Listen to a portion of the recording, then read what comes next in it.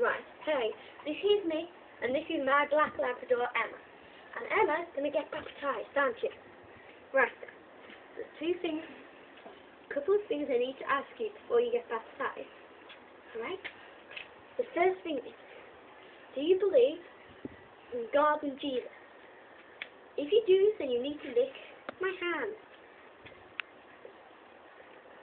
Alright then. Now, I can let you get baptised.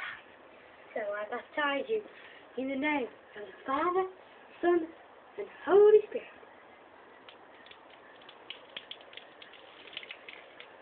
There you are. How do you feel now? Right then. Now I need to pray for this dog. Alright then. How very pleasant. Now, dear Lord Jesus, I ask you to bless this dog's life and may her live a long and happy one.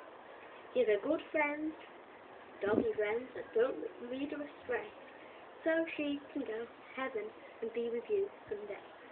Amen. How do you feel? Hip hip hooray! Yeah, hip hip hooray. Now you may go and live a holy life. Go. How can she make like holy life?